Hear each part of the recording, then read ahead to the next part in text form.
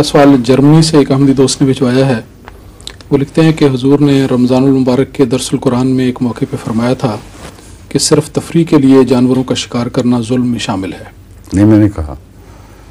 خام خواہ مجھ پہ جھوٹے الزام لگاتے ہیں لوگ. ہرگز نہیں کہا. میں کہ تفریح کے لیے ایسے جانوروں کو مارنا جو کھانے کے لیے نہیں بلکہ یا سجاوٹ کے لیے ہیں یا ویسے ہی مکروہ ہیں، کوا مارنا اور چیلیں مارنا، میں کہ یہ ظلم ہے. خدا تعالیٰ نے اجازت دی ہے آپ کو کھانے کے لیے. اور ایسے پرندے جو خوبصورتی کے لیے حضرت مسیح السلام نے خود اپنے حضرت مسلم مرزا بشیر الدین محمود احمد صاحب کو بچپن کے زمانے میں ان سے پوچھا کہ دیکھو یہ تو خوبصورتی کے لیے پرندہ، ہر جانور کھانے کے لیے نہیں ہوتا. یہ بات کہی تھی. اگر سارے اسی طرح سمجھتے ہیں میری باتیں تو اللہ رحم کرے. سمجھے؟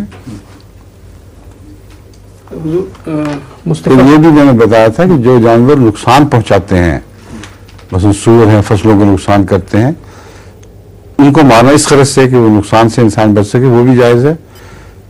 تو اس ساری باتوں کا خلاصہ یہ نکالا ہے، صرف یہ غلط ہے.